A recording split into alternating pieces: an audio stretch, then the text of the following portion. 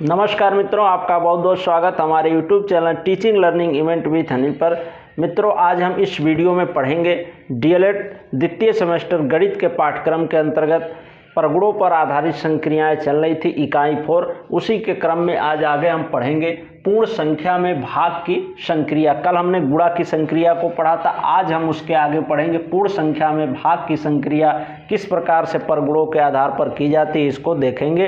कल आपने गुणा की संक्रिया को देखा था और ये लास्ट टॉपिक है। आज ये आपका चौथा यूनिट जो कंप्लीट हो जाएगा इसी टॉपिक को पढ़ने के साथ। ठीक, तो आइए देखते हैं। और बता दें मित्रों, जो साथी चैनल पर नए हैं, जो भी प्रशिक्षु भाई बहन, चैनल को सब्सक्राइब अवश्य कर लें, क्योंकि यहाँ पर आपके डीएलएड सेकंड सेमेस्टर से संबंधित गणित पाठ्यक्रम से जो भी रिलेटेड टॉपिक है उसको पूरी तैयारी यहाँ पर कराई जाती है। तो आप लोग डेली इस पाठ्यक्रम से संबंधित वीडियो जो अवेलेबल कराए जाते हैं हमारे चैनल के माध्यम से, तो उसको देखा करें और अन्य साथियों के पास भी शेयर कर दिया करें।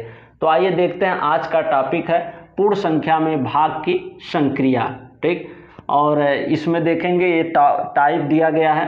भाग की पहला प्रकार है भाग की संक्रिया में संवरक प्रगुण, दूसरा है शून्य से पूर्ण संख्या में भाग, और तीसरा आपका है पूर्ण संख्याओं में एक से भाग, और चौथा प्रकार पढ़ना है शून्य में किसी शून्यतर पूर्ण संख्या से भाग, पांचवा है किसी शून्यतर पूर्ण संख्या में उसी शून्यतर पूर्ण संख्या से भाग।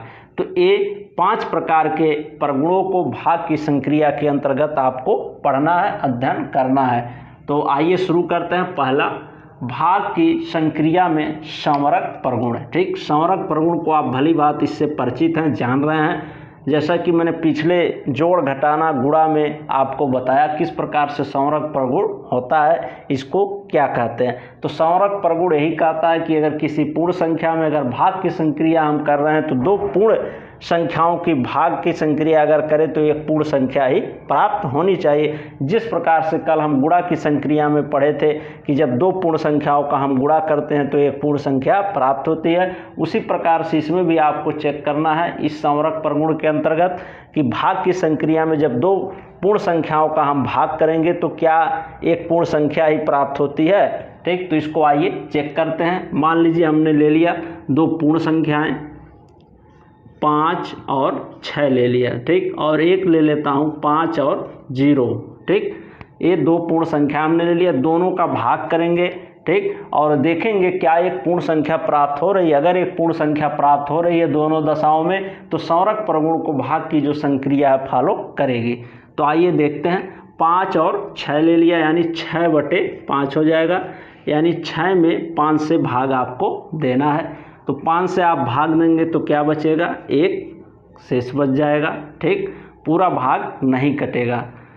और 5 से 5 में 0 का भाग। ठीक, 5 में 0 से अगर भाग देते हैं तो ये इनफाइनाइट आता है, अपरिभाषित रहता है। ठीक, तो इस प्रकार से आप देख रहे हैं दोनों में जो भागफल हैं ये डिफरेंट आ रहे हैं। इसमें इनफाइनाइट प्राप्त हो जा रहा है, इसमें 1 आ रहा है। ठीक, 5 से 1 में भाग दे, 1 शेष बच जाएगा और 1 भागफल के रूप में प्राप्त होगा। तो यहाँ भागफल से कोरिलेट करके हम यहाँ चीज़ों को देख ले रहे हैं, इस संवरक प्रगुण को चेक कर ले रहे हैं। ठीक, तो 6/5 यानी 5 से भाग दे रहे हैं, 1 बच रहा है, यहाँ पर 1 भागफल आ रहा है और यहाँ पर इनफाइनाइट प्राप्त हो रहा है। इस प्रकार से दोनों मान क्या मिल रहे हैं, डिफरेंट मिल रहे हैं, दोनों एक पूर्ण संख्या नहीं मिल रही।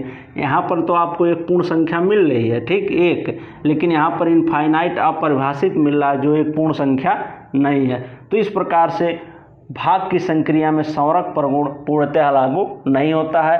प्रत्येक पूर्ण संख्याओं का आपस में भाग करने पर जो भागफल होता है वो समान नहीं आता है। ठीक, अब आइए आगे देखते हैं शून्य से पूर्ण संख्या में भाग। ठीक, किसी पूर्ण संख्या में शून्य से भाग। तो जैसे यहाँ पर आपकी है यही चीज़ है। ठीक, यहाँ पर आप देख सकते हैं। ठीक, आगे मैं बता रहा हूँ शून्य से पूर्ण संख्या, कोई पूर्ण संख्या आप ले लीजिए। मान लीजिए हमने पूर्ण संख्या 1 ले लिया 8।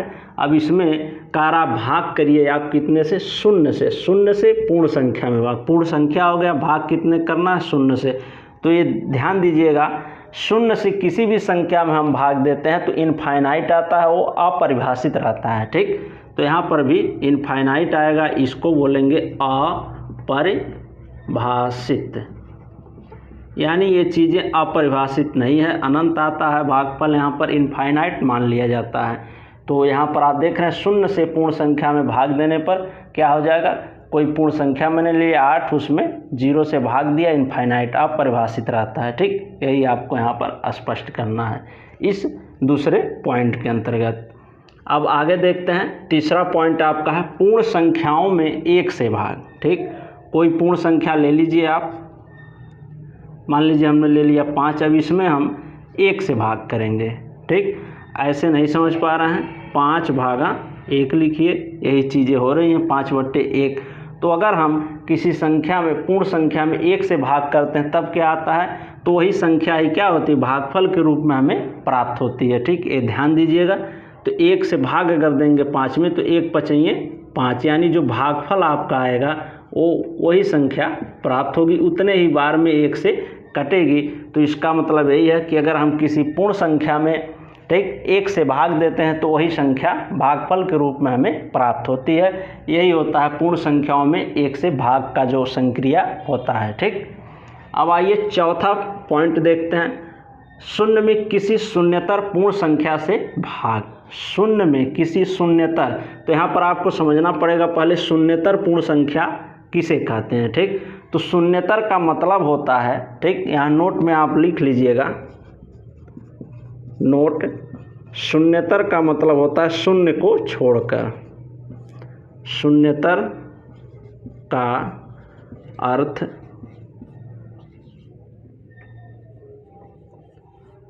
अर्थ होता है शून्य को छोड़कर। शून्य को छोड़कर जो भी संख्या है उसको हम शून्यतर पूर्णांक बोलेंगे या शून्यतर पूर्ण संख्या बोलेंगे। ठीक, छोड़कर, इसका ये होता है, नोट के रूप में आप इसको ध्यान दीजिएगा, नोट कर लीजिएगा। ठीक, शून्यतर का अर्थ होता है शून्य को छोड़कर। तो यहाँ क्या कर रहा है, शून्य में किसी शून्यतर पूर्ण संख्या से भाग। ठीक, शून्य में किसी शून्यतर पूर्ण संख्या, तो कोई शून्यतर पूर्ण संख्या यानी शून्य के अलावा कोई भी आप संख्या ले लीजिए वो शून्यतर पूर्ण संख्या कहलाएगा। शून्यतर का अर्थ ही होता है शून्य को छोड़कर। ठीक, तो हम शून्य को छोड़कर कोई भी संख्या, मान लीजिए 4 हमने ले लिया। ठीक, और इसमें हम क्या करा, शून्य में किसी शून्यतर पूर्ण संख्या से भाग। अब की बार क्या करना है आपको, यहाँ पर पूर्ण संख्या में शून्य से भाग दिए थे, अब की शून्य में उस पूर्ण संख्या से भाग देना है। ठीक, जो शून्यतर पूर्ण संख्या, शून्य को छोड़ करके जो पूर्ण संख्या है उससे भाग देना है शून्य में। ही तो कह रहा, शून्य में किसी शून्यतर पूर्ण संख्या, शून्य हो गया में, माने बटे किससे भाग देना है, कोई अन्य शून्यतर पूर्ण संख्या से, यानी कोई अंक वाली संख्या 4, 5, 6 जो भी हो, शून्य को छोड़ करके। ठीक, तो उससे हम भाग देंगे यहाँ पर, तो क्या प्राप्त होगा आप जानते हैं। ठीक, 4 से जब 0 में भाग देंगे तो क्या प्राप्त होगा, 0 ही प्राप्त होता है। ठीक, तो यहाँ पर क्या हो जाएगा, 4 सुनिए 0 ही आएगा। ठीक, यहाँ पर आप देख सकते हैं। तो किसी शून्यतर पूर्ण संख्या का भाग शून्य में देने पर भागफल शून्य प्राप्त होता है। यहाँ पर आप देख सकते हैं, शून्य में किसी शून्यतर पूर्ण संख्या से अगर हम भाग देते हैं तो ये भागफल क्या प्राप्त हो रहा है, शून्य ही प्राप्त होता है।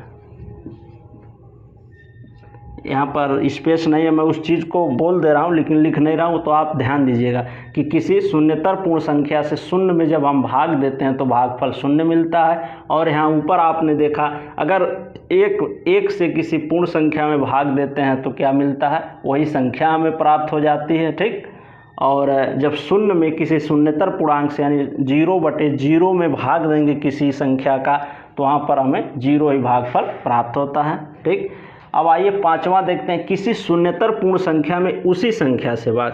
कोई शून्यतर पूर्ण संख्या रहेगी, ठीक, उसमें उसी शून्यतर पूर्ण संख्या से भाग देना है। जैसे 1002 है, ठीक, भागा 1002 ही होगा।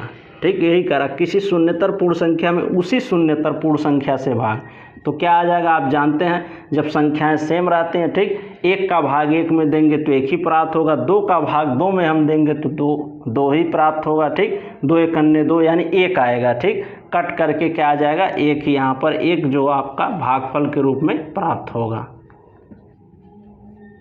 ऐसे आप छोटी संख्या मान लीजिए 4 भागा 4 ले लिए, तो 4 का 4 में भाग कितनी बार में जाएगा, 1 बार में, तो यहाँ पर भागफल क्या होगा, 1 प्राप्त होगा। ठीक, तो यही रहा पांचवा आपका, किसी शून्यतर पूर्ण संख्या में उसी शून्यतर पूर्ण संख्या से भाग। ठीक, तो कोई हम शून्यतर यानी शून्य को छोड़ करके कोई संख्या लेंगे और उसमें उसी संख्या से भाग देंगे तो क्या भागफल आएगा, 1 आएगा। ठीक, तो यहाँ पर आप जान सकते हैं कि अगर हम किसी शून्यतर पूर्ण संख्या में उसी शून्यतर पूर्ण संख्या से भाग देते हैं तो भागफल हमें 1 प्राप्त होता है। यही रहे, इस चारों टाइप को मैंने, पांचों टाइप को आपको बता दिया जो भाग की संक्रिया में पूर्ण संख्याओं का प्रयोग था। यहाँ पर आपने देखा, मैं एक बार फिर से समझा दे रहा हूँ, चीज़ों को स्पष्ट कर दे रहा हूँ, आप ध्यान दीजिएगा, आपका अच्छा रिवीजन हो जाएगा। तो पहला, भाग की संक्रिया में संवरक परगुण। संवरक परगुण का मतलब यही होता है, ठीक, कि अगर उस संख्या में, अगर दो पूर्ण संख्या में हम भाग देंगे, अगर भाग की संक्रिया है तो भाग देंगे, जोड़ की संक्रिया है तो दो पूर्णांकों को, दो पूर्ण संख्याओं को आपस में जोड़ेंगे और एक पूर्ण संख्या आनी चाहिए। ठीक, उसी प्रकार से घटाने की तो घटाएंगे दो पूर्ण संख्याओं को तो हमें एक पूर्ण संख्या प्राप्त होनी चाहिए। गुणा करेंगे दो पूर्ण संख्याओं की तो गुणा के रूप में वो चीज़ें प्राप्त होनी चाहिए, एक पूर्ण संख्या। उसी प्रकार से जो भाग की संक्रिया, इसमें दो पूर्ण संख्याएं लेंगे, ठीक, जैसे मैंने यहाँ पर ले रखा है, और डिवाइड करेंगे तो देखना है कि इसमें एक पूर्ण संख्या प्राप्त होती है कि नहीं होती है। तो जब हम दो संख्याएं ले लेते हैं 5 और 6 तो यहाँ पर एक पूर्ण संख्या तो प्राप्त हो रही है, लेकिन हर दशाओं में नहीं। यहाँ पर 0 अगर ले रहे हैं तब क्या आ जा रहा है, इनफाइनाइट आ जा रहा, अपरिभाषित आ जा रहा। इस प्रकार से प्रत्येक दशा में जो है भाग की संक्रिया में संवरक परगुण फॉलो नहीं होता है, भागफल समान और एक पूर्ण संख्या प्राप्त नहीं होती है। ठीक, अब आगे देखते हैं, शून्य से पूर्ण संख्या में भाग। कोई पूर्ण संख्या ले लिए, मैंने 8 ले लिया, ठीक, इसमें शून्य से भाग दिया तो इनफाइनाइट परिभाषित होता है, ये ध्यान दीजिएगा। और पूर्ण संख्या में 1 से भाग, तीसरा टाइप था इसका। ठीक, तो पूर्ण संख्या कोई लेंगे, उसमें 1 से भाग देंगे तो देखेंगे कि वही संख्या भागफल के रूप में प्राप्त होती है। भाई 1 से भाग देंगे तो उतने बार में ही कटेगा, यानी वही भागफल के रूप में संख्या पुनः आपको प्राप्त हो जाएगी। और चौथा है, शून्य में किसी शून्यतर पूर्ण संख्या से भाग। तो कोई शून्य ले लिया, और शून्यतर मतलब शून्य को छोड़ करके, ध्यान दीजिएगा, अब उसमें भाग देंगे शून्य में किसी संख्या से तो 0 बार ही कटेगा, 4 शून्य शून्य, भागफल आपको शून्य प्राप्त होगा। ठीक, ये रहा आपका चौथा टाइप। और पांचवा, किसी शून्यतर पूर्ण संख्या में कोई शून्य को छोड़ करके कोई आप पूर्ण संख्या लेंगे और उसमें उसी से भाग देंगे, तब क्या भागफल आएगा, तब भागफल हमें 1 प्राप्त होता है। ठीक, तो ये रहा आज के टॉपिक, पूर्ण संख्या में भाग की संक्रिया, और ये आपका चैप्टर अब पूर्णतः समाप्त होता है। चौथा यूनिट कंप्लीट हो गया है। अगर आप इसके प्रत्येक वीडियो, प्रत्येक पार्ट नहीं देखे हैं गुणा भाग जोड़ घटाने के प्रगुणों पर आधारित प्रश्नों को, तो आप इस वीडियो के डिस्क्रिप्शन बॉक्स में आपको लिंक मिल जाएगा, आप वहां से जा करके उन पिछले वीडियो का भी अध्ययन कर सकते हैं और अपनी आने वाले समय में एक बेहतरीन तैयारी कर सकते हैं। तो ठीक है मित्रों, ये रहा पूर्ण संख्या में भाग की संक्रिया। मुझे आशा है कि आपको समझ में आया होगा। ठीक, तो अगर वीडियो अच्छा लगा हो तो लाइक कर दें और अपनी प्रतिक्रिया कमेंट बॉक्स में दें कि वीडियो कैसा लगा, क्या है और संशोधन होना चाहिए, उसकी संशोधन करने का और सही करने का पूर्णतः प्रयास मेरे द्वारा किया जाएगा। आप लोग ऐसे ही सहयोग बनाए रखें और आप वीडियो को शेयर अवश्य कर दिया करें, और चैनल को, अगर चैनल पर नए हैं तो सब्सक्राइब कर लें। ठीक मित्रों, मिलते हैं नेक्स्ट टॉपिक के साथ। 5वीं यूनिट कल हम लोग पढ़ेंगे, 5वीं इकाई, जो आपके गणित के DLED द्वितीय सेमेस्टर में दिया गया है। गणित पाठ्यक्रम के अंतर्गत 5वीं इकाई, कल उसका शुरुआत किया जाएगा। आज ये चौथी यूनिट आपकी समाप्त हो गई। और आप चैनल के प्लेलिस्ट में जाइए, वहाँ पर प्रत्येक जो आपके यूनिट है 1, 2, 3 पिछले, उसका एक प्लेलिस्ट बना हुआ है DLED सेकंड सेमेस्टर गणित के नाम से। आप वहां पर जा करके ओपन कर करके पूरे पाठ्यक्रम के वीडियो को देख सकते हैं। ठीक मित्रों, मिलते हैं कल नेक्स्ट यूनिट की वीडियो के साथ।